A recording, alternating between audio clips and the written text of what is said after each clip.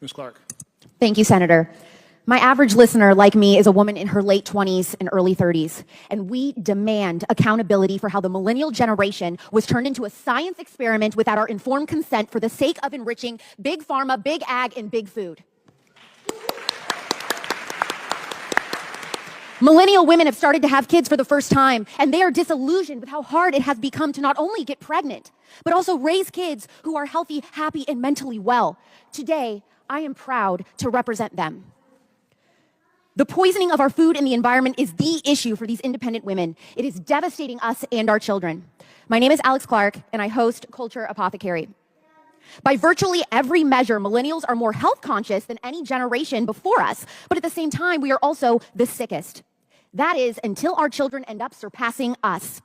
The next generation of children is predicted to not outlive their parents if we continue on the trajectory that we are currently on. When in human history has that ever been the case?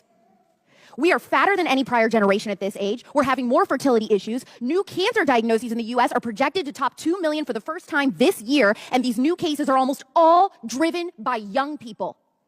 This is according to American Cancer Society data. What happened?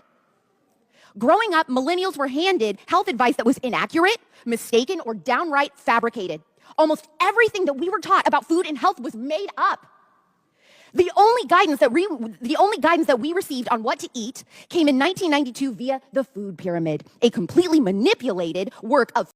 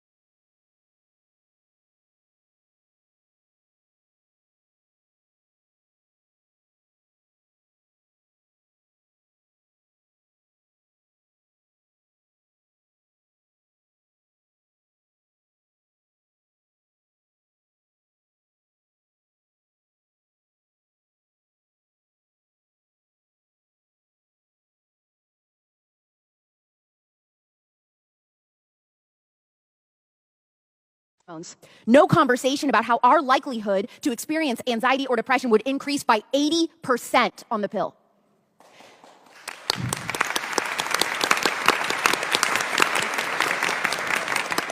"10 to 15 years went by on the hormonal birth control pill. We stayed on the pill because no one advised us it was only ever supposed to be taken temporarily. Then we wanted to have children. We got off birth control for the first time in our adult lives only to discover that we had major fertility issues that the hormonal birth control hid. Infertility is going up 1% every year. Suddenly, starting a family means spending tens of thousands of dollars on IVF and other fertility treatments because even more medical interventions are always the first solution rather than addressing the root causes of the problem. If the IVF even works, millennial moms are seeing the same drama play out for their own children, but on a far greater scale. They want to raise healthy kids, they do. But where can they go for info? The studies are bought and paid for by the food companies. They look for unbiased info on the news, but that's funded by big pharma. In 2022, the pharmaceutical industry spent an average of $1 billion per month on advertising in the United States. What news company is going to risk reporting the truth if it means missing out on advertising dollars like that?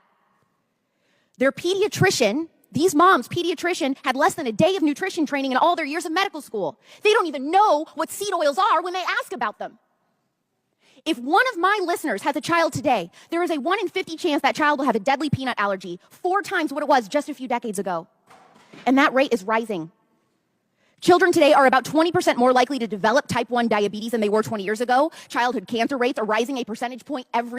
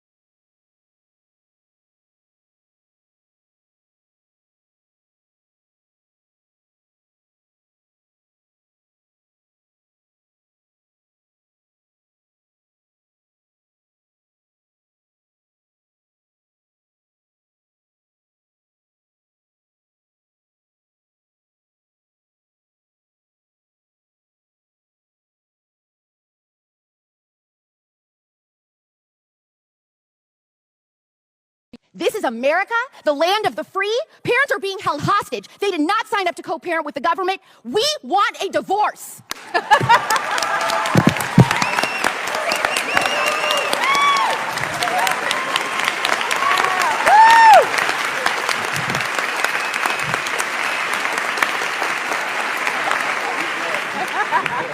But there's more. Remember when I said that my generation had our first period at 13 or 15? Today, little girls are starting their periods at 8 or 9, and they are getting pubic hair as young as 5 or 6. Is it their drinking water, their food, chemicals, and personal care products that other countries have banned? Don't ask, don't tell. Girls are still being pressured to get on birth control, by the way, without informed consent, but now they get the added bonus of an antidepressant to go with it. 2 for 1 special.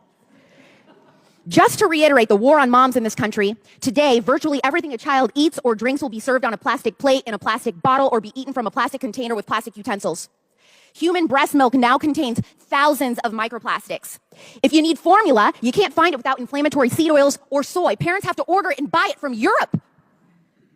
Does this all seem overwhelming to you? Good. This is what the American mom deals with every day. Amen.